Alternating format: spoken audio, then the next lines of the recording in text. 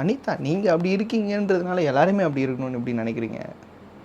நீங்களே சொல்லுவீங்க, நான் அப்படி தான் பாலாக்கு அம்மா நடிக்கிற மாதிரி இருக்குது அப்படின்னு சொன்னோன்னே, இல்லை இனிமேல் நான் அம்மா இல்லை, நான் வந்து தனியாக இருக்கிறேன். இது என்ன இது? ஏதாச்சும் ஒன்று சொல்லிட்டா ஐயோ நான் இனிமேல் எதுவும் பண்ண மாட்டேன். இந்த கேரக்டர்லாம் விஷயம் தேவையில்லாமல் நீங்கள் எதுக்கு தருதலைன்ற வார்த்தையெல்லாம் யூஸ் பண்ணி அவங்கள திட்டணும்?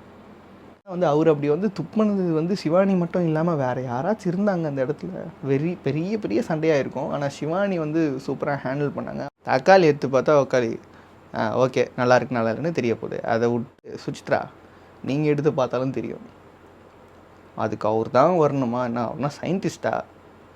இல்லை என்ன கொரோனா வைரஸ்க்கு மருந்து கண்டுபிடிக்கிற விஷயமா? சயின்டிஸ்ட் வாங்க எபிசோடில் நிறைய விஷயம், நிறைய சம்பவம். மேபி விஜய் டிவிக்கே எப்படி எடிட் பண்ணி இந்த எபிசோடை போடுறதுனே தெரில போல். எல்லாருக்கும் வணக்கம், welcome to Pradeep stock show.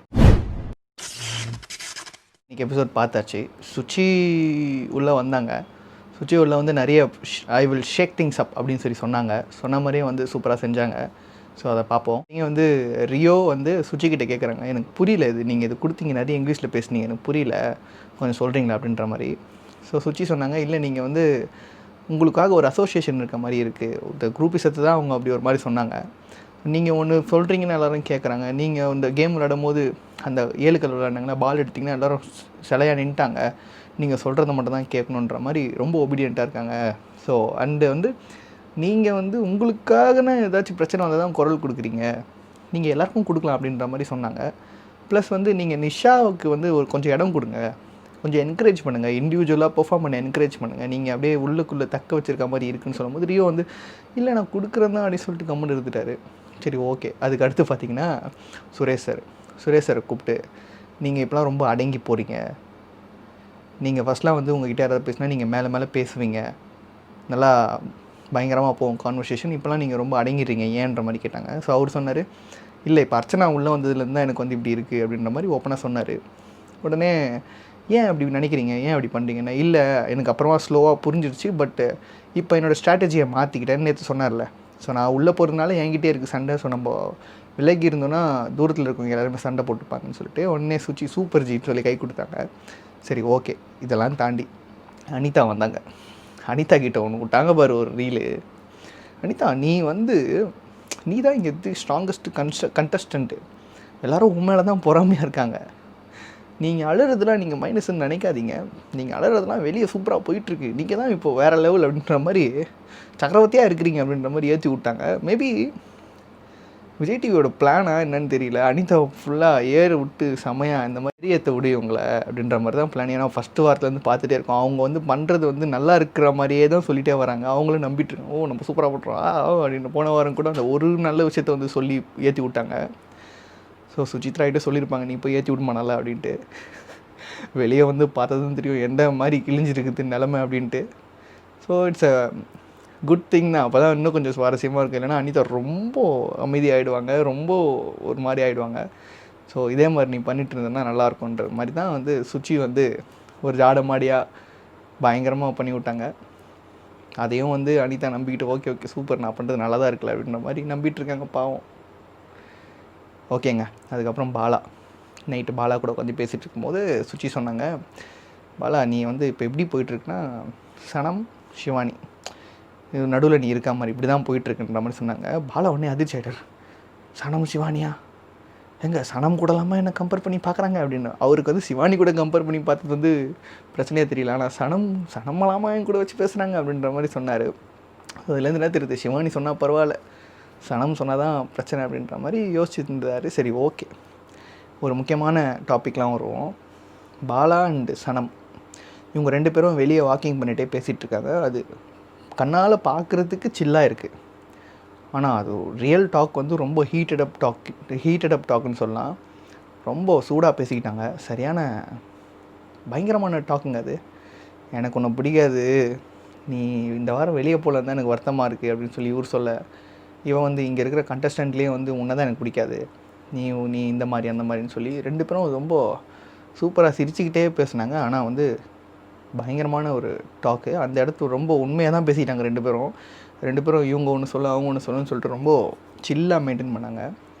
அதே மாதிரி சில்லாகவும் வந்து சனம் வந்து அடிச்சிட்டாங்க. 81 பட்டெக்ஸ்லேயே நீங்கள் வந்து ப்ரோமோவில் பார்த்துருப்பீங்க, இப்போ எபிசோடில் பார்த்துருப்பீங்க. அங்கே அடித்ததும் வந்து சில்லாம் கிடையாது. நீங்கள் எல்லாம் நினைப்பீங்க, என்ன சனம் விளையாட்டுக்கு தானே அடித்தான், எதுக்கு பாலா வந்து இப்படி பேசுகிறோம் அப்படின்ட்டு. சனம் அங்கே பேசுகிறதெல்லாம் விளையாட்டு மாதிரி தான் இருக்குது.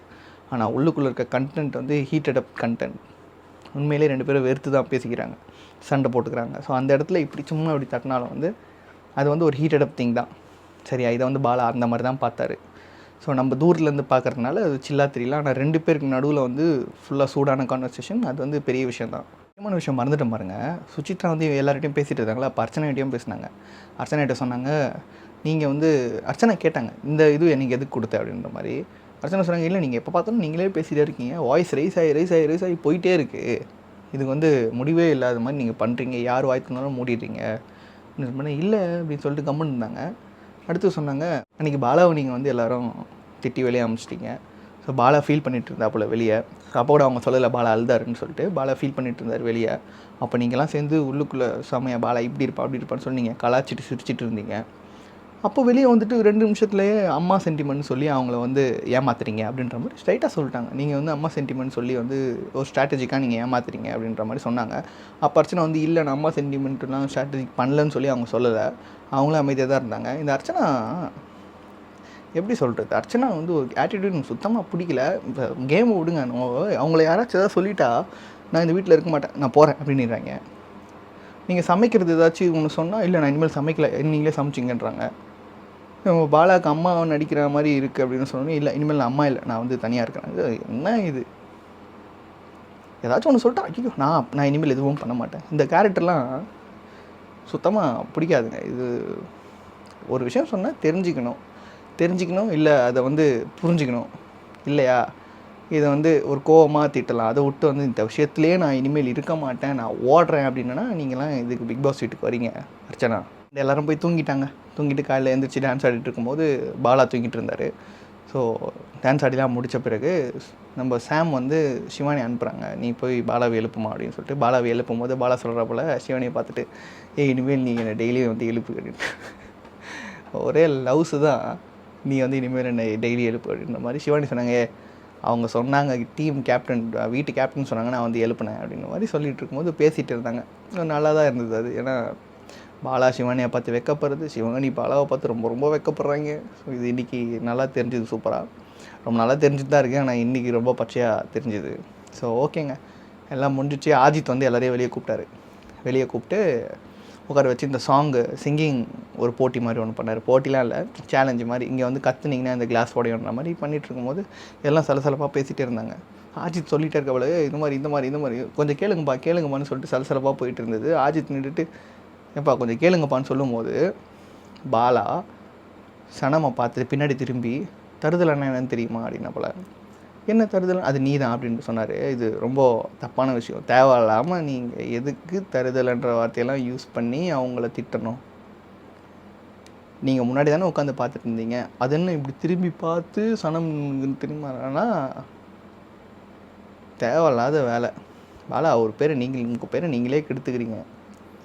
சரி ஓகே. அப்போ கூட வந்து சனம் வந்து என்ன நீ இப்படி சொல்கிற மாதிரி கத்தும் போது அப்போ ஆஜித் இங்கே சொல்லிட்டு இருந்தால, ஏன்ப்பா கேளுங்க. ஆஜித் கோவப்பட்ட போல், ஏன் சும்மா பேசிகிட்டே இருக்கீங்க, 2-3 தடவை சொல்லணுமான்னு கத்திட்டா போல். உடனே சனம் டென்ஷன் ஆகிட்டாங்க.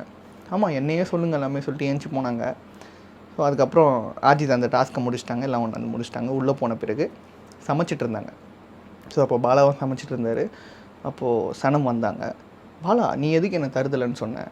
அப்படி இல்லை, ஃபஸ்ட்டு சனம் வந்தாங்க, தருதலைன்னா என்னன்னு எல்லார்ட்டையும் கேட்டாங்க. எல்லாருமே சொன்னாங்க தருதல்னா உபயோகப்படுத்த முடியாத ஒரு ஆள், யூஸ்லெஸ் ஆள் அப்படின்ற மாதிரி சொன்னாங்க. அது தப்பு. ஆக்சுவலாக தருதலைன்னா வந்து வீட்டுக்கு அடங்காமல், யாரையும் மதிக்காமல், அந்த மாதிரி இருக்கிற ஆளை தான் வந்து தருதலைன்னு சொல்லுவாங்க. ஸோ ஓகே, அதை விடுங்க. பார்த்தீங்கன்னா அப்போ சனமுக்கு கோவம் வந்துருச்சு. என்ன தருதலைன்னு சொன்னியா, என்னை வந்து யூஸ்லெஸ்ன்ற மாதிரி சொன்னியான்ற மாதிரி கோவம் வந்துட்டு அழைச்சிட்டு போய் என்னையா நீ தருதலைன்னு சொல்கிற, உன்னை யார் இப்போ லூஸ் டாக் கூட சொல்கிறா, நீ ஏன் இந்த மாதிரிலாம் சொல்கிற, நீ என்ன பெரிய ஆளா, நீ என்ன பெரிய இவனா அவனா, பெரிய கான்ஃபிடென்ட்டு நினப்பு அப்படின்ற மாதிரி கத்துனாங்க. உடனே பாலா கத்திட்டு வந்தார். என்ன நீ ஓவராக பேசின்னு இருக்கிறன்ற மாதிரி ஒரு சண்டை போச்சுங்க. அப்போ வரைக்கும் அந்த சண்டை வந்து பயங்கரமாக அப்படியே கிளம்ப ஆரம்பிச்சிச்சு. எல்லோரும் வந்துட்டாங்க. அப்போ அவங்க சாம் வந்துட்டு நிறுத்துங்கன்னு சொல்லி ரொம்ப அவங்க வீட்டு லீடருன்றதுனால சண்டை விளக்கணும்னு சொல்லிட்டு விளக்க ட்ரை பண்ணாங்க. அப்போ வந்து சனமும் பாலாவும் செம்மையாக திட்டிக்கிட்டாங்க. திட்டலை, ஒரு மாதிரி கோவமாக கத்திக்கிட்டாங்க, வார்த்தை எதுவுமே விடலை. ஸோ நீ வந்து இவன் நினச்சியா, நான் வந்து என்னையா நீ அவன் இவன் சொல்லுவேன்ற மாதிரி இவர் கத்த ஆரம்பித்தார். ஓகேங்க, இது வரையும் போச்சு. ஆக்சுவலாக தருதலைன்னு சொல்லி திட்டந்து பாலா தப்பு, அப்போலாம் பண்ணக்கூடாது, சனம் பாவம், அவங்க என்ன இருந்தாலும் பாவங்க, அவங்கள போட்டு இப்படி திட்டக்கூடாது. ஸோ ஓகே அப்படின்னு சொல்லிட்டு 2 பேரும் பிரிச்சுட்டாங்க. பிரிச்சோடனே பாலா சைடு சனம் ரூமுக்குள்ளே வந்துட்டாங்க. அவங்க வந்து பாலா மறுபடியும் சாம் அவங்ககிட்டலாம் பேசிவிட்டு வெறியாகிட்டு குடுக்குன்னு வந்தார் ரூமுக்கு. இனிமேல் பையனா மட்டும் இருந்ததுன்னா செவிலே 2 அடிச்சிருப்பேன்ற மாதிரி சொன்னார். ஓகே சொல்லிட்டாரு, வெறியாகிட்டார், முடிஞ்சிச்சு அப்படின்னு நினச்சா மறுபடியும் வருவாராம்.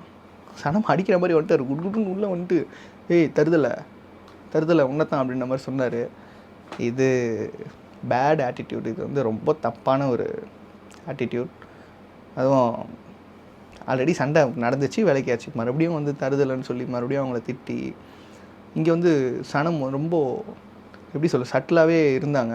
அது ரொம்ப பெரிய விஷயம். அவங்க ரொம்ப கோச்சிக்கல, நீ என்னை அடிக்கணும் அவ்வளோதானே, அடின்னாங்க. ஆக்சுவலாக ப்ராப்ளம் என்னென்னா, பாலா எதுக்கு கோவப்பட்டார் அப்படின்னா, நீ ஏன் அவன் இவன் சொல்கிற, இன்னும் அவனை பெரிய இவனா நீ அவனா நீ உன்னோட கான்ஃபிடென்ட் அப்படின்னு சொல்லி நீ அப்படி சொல்கிற அப்படின்னு சொல்லிட்டு சொன்னாங்க. சனம் புரிஞ்சிட்டு இருக்காங்க, என்னை அடித்ததுனால தான் வந்து நீ இவ்வளோ கோவப்படுறது. சனம் கடைசி வரை என்னை அடிச்சுக்கோண்டாங்க. ஆக்சுவலாக அங்கே கோவப்பட்டது எதுக்குன்னா, அடித்ததுக்கு இல்லை, அடித்ததுக்கும் ஒரு காரணம். ஆனால் அங்கே அவ்வளோ கோவப்பட்டது வந்து நீ என்னை அவன் இவன் சொன்னதுனால தான் அப்படின்ற மாதிரி கோவம். இது நடுவில் ஆரி ப்ரோ வந்துட்டார். ஆரி ப்ரோ வந்து இந்த பிரச்சனையை அப்படியே வேறு மாதிரி மாற்றிட்டார். நார்மலாக தான் அங்கே தடுக்க வந்தார். ஆனால் வந்து அந்த பேச்சுவாக்கில் நடக்கல. ஸோ வந்து நீ வந்து ஏன் அவ்வளோ பெரியவங்க நீ வந்து போடி வாடி இல்லை ஏதோ சொன்னாப்புல மரியாதை குறைவா இவ அவன்னு சொல்லி சொன்னாப்புல, ஏன் இவ்வளோ பெரியவங்களை இவ அவன்ற சொன்னாப்புல. அப்போ வந்து பாலா ப்ரோ சொன்னார், அரி நீங்கள் வந்து மாற்றாதீங்க, வயசுக்கு மரியாதை கொடுப்பேன் தான், ஆனால் வந்து கிவ் ரெஸ்பெக்ட் டேக் ரெஸ்பெக்ட், அவங்க என்ன அவன் இவன் சொன்னதுனால நான் இவன் சொல்கிறேன் அப்படின்ற மாதிரி சொன்னார். இது ஒருத்தவங்களோட பார்வை தான். ஸோ அவர் சொன்னது அவரோட தரப்பில் அது நியாயம் தான். ஏன்னா வந்து என்ன அவன் இவன் சொல்லிட்டா, அதனால் நான் இவன் சொன்னேன், முடிஞ்சிச்சு போங்கன்ற மாதிரி ஆரி வந்து நடுவில் நீ ஏதோ சொல்லக்கூடாது, இது வந்து ஓவராக உள்ள தலையை நுழைக்கிற மாதிரி ஆயிடுச்சு ஆரி ப்ரோ. ஸோ அதையும் சொல்லிட்டாங்க, ப்ரோ நீங்கள் உள்ளே தேவையில்லாமல் வந்து பேசுகிறீங்க, விட்டுருங்க அப்படின்ற மாதிரி போச்சு. ஸோ இந்த பிரச்சனை அப்படியே முடிஞ்சிச்சுங்க. இது முடிஞ்சு அப்படியே லிவிங் ரூமில் காட்டுறாங்க. கிச்சனில் வேலை போயிட்டுருக்கு. அப்போ சுரேஷ் சார் அந்த கிச்சனுக்கு எதிர்க்கு ஒரு சோஃபாக்கில் உட்காந்து படுத்துட்டு இருந்தார். அண்டு சுசித்ரா இருந்தாங்க, ரம்யா பண்ணியிருந்தாங்க. ரம்யா பாண்டியன் வந்து சுரேஷ் சாரை கூப்பிட்டு, சார் இந்த தக்காளி ஓகேவா பாருங்கள் அப்படின்னு சொன்னாங்க. இது வந்து இவங்க 2 பேருக்குள்ளே நடக்கிற ஒரு கான்வர்சேஷனு. திடீர்னு சுசித்ரா உள்ள வந்துட்டு அவர் சொன்னார், நல்லா தான் இருக்கும் நான் பார்க்குறேன் அப்படின்ற மாதிரி. உடனே சுசித்ரா ஏன் பட்டுன்னே பேசுகிறீங்க, வந்து நின்று சொல்லுங்கள் அப்படின்னு மாதிரி சொன்னாங்க. சுரேஷ் சார் செம்ம காண்டாயிட்டார். ஏன்னா தக்காளி ஊசி போயிடுச்சா இல்லை கெட்டு போயிடுச்சான்றது சுசித்ரா நீங்கள் எடுத்து பார்த்தாலும் தெரியும். அதுக்கு அவர் தான் வரணுமா, என்ன அவர்னா சயின்டிஸ்ட்டா, இல்லை என்ன கொரோனா வைரஸ்க்கு மருந்து கண்டுபிடிக்கிற விஷயமா, சயின்டிஸ்ட் வாங்க சயின்டிஸ்ட்டு கொரோனா வைரஸ் மருந்து ரெடி ஆயிடுச்சா பாருங்கன்னு சொல்கிறதுக்கு. தக்காளி எடுத்து பார்த்தா தக்காளி ஓகே நல்லா இல்லைன்னு தெரிய போகுது. அதை விட்டு இவங்க சுசித்ரா வந்து இவங்களுக்கு எழுப்பி வர வைக்கணும் அப்படின்னு சொல்கிற மாதிரி கூப்பிட்டாங்க. சுரேஷ் சார் கடுப்பாயிட்டார். ஸோ வெளியே போனாங்க. வெளியே போயிட்டு எல்லார்ட்டையும் சொன்னார், டீம் லீட்ரு ஹவுஸ் லீடர்கிட்ட சொன்னார், இந்த மாதிரி சுசித்ரா தேவையில்லாமல் மூக்கம் நுழைக்கிறாங்க, என்னை வந்து வெறுப்புத்துறாங்க, இந்த மாதிரி என்னை கூப்பிட்றாங்க அப்படின்ற மாதிரி சொன்னாங்க. ஸோ ஓகே அப்படின்ற மாதிரி இது ஒரு பிரச்சனை. ப்ளஸ் இன்னொரு பிரச்சனை என்னென்னா, இந்த கேம் நடந்ததில் இந்த பாக்ஸ் தள்ளி கொடுத்து மியூசிக் சேர். ஸோ அது வந்து சுரேஷ் சார்கிட்ட பாலா பேசும்போது நாங்கள் தான் உங்களை வந்து ஜெயிக்க வச்சோம் அப்படின்ற மாதிரி சொன்னார். என்னை பொறுத்த வரைக்கும் அந்த மியூசிக் சேரில் யாரையும் ஜெயிக்க வைக்கவும் முடியாது, ஒன்றுமே பண்ண முடியாது. அது ஜென்யூனான ஒரு ப்ளே தான். மாற்றிட்டே இருக்கும்போது மியூசிக் எப்போ நிற்கும்னு யாருக்குமே தெரியாது, ஒன்லி பிக் பாஸ் நோஸ்.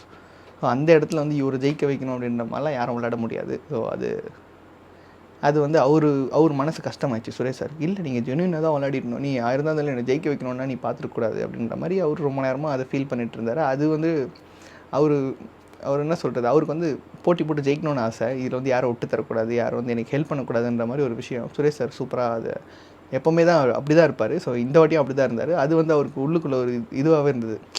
சரி இவங்க தான் என்னை ஜெயிக்க வச்சாங்களா, இல்லை எனக்கு நல்லா தானே விளையாடினேன், இல்லை உண்மையாக சுரேஷ் சார் சூப்பராக விளையாடினார், என்னை பொறுத்தவரைக்கும் அவராக தான் ஜெயிச்சார். இடையில சாமும் சிவானியும் ரூமில் உட்காந்துட்டு இருந்தாங்க. அப்போ சுரேஷ் சார் வந்து என்னமோ சொல்கிறாருங்க, ஏதோ ஒரு பிரச்சனையை பற்றி பேசுகிறாரு, எனக்கு புரியவே இல்லை. நான் ஒன்றும் இங்கே பெரிய அதிமேதாவிலாம் கிடையாது, நானும் உங்களை மாதிரி பார்க்குறேன், எனக்கு இந்த விஷயம் புரியல என்ன பேசினாருன்னு சொல்லிட்டு. ஏன்னா பேசிட்டு வெளியே போயிட்டு மறுபடியும் உள்ளே வந்துட்டு சிவானியை வந்து பார்த்து செம்மையாக திட்டாருங்க. காரி துப்பிட்டு போயிட்டாரு. என்னால் என்னடா நடக்குதுங்க, இப்படி திட்டுறாரு, என்ன பண்ணுறாருன்னு புரியலையே. ஏன்னா அது சாமுக்கே புரியல. இவர் எதை பற்றி பேசுகிறாருன்ற மாதிரி தான் பேசிகிட்டு இருந்தாங்க. எனக்கும் டவுட்டாக தான் இருக்குது. ஸோ ஆனால் வந்து அவர் அப்படி வந்து துப்புனது வந்து சிவானி மட்டும் இல்லாமல் வேறு யாராச்சும் இருந்தாங்க அந்த இடத்துல பெரிய பெரிய சண்டையாக இருக்கும். ஆனால் சிவானி வந்து சூப்பராக ஹேண்டில் பண்ணாங்க. அப்புறமா போயிட்டு பொறுமையாக உட்காந்து பேசினாங்க. ஸோ அந்த இடத்துல சிவானி பண்ணது எனக்கு ரொம்ப பிடிச்சிருந்தது. ரொம்ப பொறுமையாகவே போயிட்டு அவர் பக்கத்துலேயே உட்காந்து எந்தவித சண்டையும் பேச்சும் இல்லாமல் அமைதியாக உட்காந்து என்ன இப்படி பண்ணிட்டீங்கன்ற மாதிரி சொன்னாங்க. எனக்கு அது வரையும் கூட புரியலைங்க என்ன நடந்தது. இந்த இஷ்யூ மட்டும் என்னென்னு சொல்லுங்கள் எனக்கு. நாமினேஷனில் இந்த வாட்டி வந்து ரொம்ப டார்கெட் பண்ணி எல்லோரும் சொன்னது வந்து ஆரியும் அனிதாவையும் தான் சொன்னாங்க எல்லோரும். அண்ட் இன்னும் நிறைய பேர் இருக்காங்க. ஸோ அவங்களாம் ஓகே விடுங்க. ஸோ ஆரி அனிதா தான் இந்த வாட்டி உள்ளே இருக்காங்க. அண்டு சில பேர் சொன்ன காரணங்கள் எனக்கு பிடிக்கல. என்ன விஷயம்னா, அனிதா வந்து கேபியை சொன்ன காரணம் வந்து கேபி வந்து எப்போ பார்த்தாலும் சில்லாகவே இருக்காங்க, அவங்களுடைய எமோஷனே காட்ட மாட்டுறாங்க அப்படின்னு சொன்னாங்க.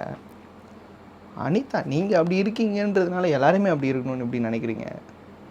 நீங்களே சொல்லுவீங்க, நான் இப்படி தான் பண்ணுவேன் அப்படின்னு சொல்லிட்டு நீங்கள் சொல்கிறீங்க. இப்போது இன்னொருத்தவங்களை காமிச்சு இவங்க இப்படி பண்ணலைன்னு சொல்லி நீங்கள் வருத்தப்படுறது அண்ட் வருத்தப்பட்டு நாமினேட் பண்ணுறதுன்றது பைத்தியக்காரத்தனமாக இருக்குது. ஸோ அனிதா விடுங்க, எதுக்கு இந்த மாதிரி. அண்டு சனம் வந்து சிவானியை நாமினேட் பண்ணாங்க. என்னன்னு சொல்லி நாமினேட் பண்ணாங்கன்னா, எந்த பிரச்சனை இருந்தாலும் எனக்கு என்னன்னு சொல்லி தனியாக அமைதியாகவே இருக்கிறாங்கன்னு சொன்னாங்க. இல்லைங்க, இன்றைக்கி சிவானிக்கு தான் பெரிய பிரச்சனை. ஏன்னா அந்த மாதிரி ஒரு திட்டு சிவானிக்கு தவிர வேறு யாருக்குன்னா நடந்திருந்தால் வீடியோ வெடிச்சிருக்கோம். அதை சிவானி வந்து அதே மாதிரி தான் ஹேண்டில் பண்ணாங்க. என்னை பொறுத்தவரை சிவானி ஒரே மாதிரி தான் இருக்காங்க. இங்கே அப்படி அங்கே அப்படிலாம் இல்லை. ஸோ அவங்க சொன்ன காரணம் வந்து வேலிடு இல்லை. மேபி அவங்களுக்கு வேலிடாக இருக்குன்னா நான் பார்வையாக சொல்கிறேன். எனக்கு வந்து சிவானி ஓகே தான். கடைசியாக பார்த்தீங்கன்னா சாம் தான் இந்த வாட்டி லீடராக இருக்காங்களே, அதனால் லிவிங் ரூமை வந்து ஏதோ ஒரு ரூமை வந்து க்ளீன் பண்ணணும்னு சொல்லிட்டு ஆரிக்கிட்ட வந்து சொல்ல வராங்க. இது வந்து எப்போவுமே ஈவினிங் நைட்டு பண்ணுற வேலை போல். ஸோ இந்த முறைலாம் காலையிலே பண்ணிடலாம் அப்படின்ற மாதிரி ஒரு மாற்றுறாங்க. ஸோ அதை வந்து ஆரி ப்ரோ கிட்ட வந்து சொல்ல வராங்க. ஸோ ஆரி ப்ரோ இந்த இடத்துல வந்து என்ன சொன்னார்னா, நேற்று வந்து இவங்க வேலையை முழுசாக முடிக்கலை. ஸோ இவங்கன்னா யார், அர்ச்சனா அவங்க டீம் தான். ஸோ இவங்க முடிக்காததை அப்படியே சேர்த்து வச்சு என்னால் பண்ண முடியாது. ஸோ நீங்கள் போய் அவங்ககிட்ட கேளுங்க, அவங்கள முடிக்க சொல்லுங்கள், அதுக்கப்புறம் நான் பண்ணுறேன், இந்த மாதிரிலாம் பண்ண முடியாது சொன்னாங்க. இது வந்து எப்படி போயிடுச்சுன்னா வந்து இவங்க 2 பேருமே வந்து தப்பு கிடையாது. சாமும் தப்பு கிடையாது, ஆரி ப்ரோவும் தப்பு கிடையாது. ஆரி ப்ரோவும் ஒன்று சொல்கிறாங்க, சாம் ஒரு பொறுப்பில் நின்று பேசுகிறாங்க. ஸோ இந்த நேரத்தில் வந்துல இவங்க தப்பு இவங்க ரைட்டுன்னு சொல்கிறது வந்து தப்புங்க. ஏன்னா இதில் சம்மந்தப்பட்ட அர்ச்சனா அவங்க டீமே வந்து உள்ளே வந்து ஓகே நம்ம பெருக்கிடலான்னு சொல்லி போயிட்டாங்க. இது என்ன தெரியுது, இது ஆக்சுவலாக வேறு மாதிரி ஹேண்டில் பண்ணியிருக்கணும், இது வேறு மாதிரி நடந்துருச்சு. ஸோ இங்கே எந்த பர்சனல் வெஞ்சன்ஸோ இல்லை சண்டையோ இவங்களை பிரிக்கணும் அவங்கள பிரிக்கணும்னு சொல்லி வேணாம். ஏன்னா வந்து ஆரி ப்ரோ அப்படி பிரித்து பேசினா, நீங்கள் வந்து அவங்களை ஃபேவராக பேசுனீங்கன்றது வந்து அவரோட மைண்ட் செட்டிலேருந்து அவர் சொல்லிட்டாரு. ஸோ இந்த விஷயத்தில் வந்து நம்ம இதை வந்து ரொம்ப கிரிட்டிசைஸ் பண்ணி பார்க்க தேவையில்லைன்னு தோணுது.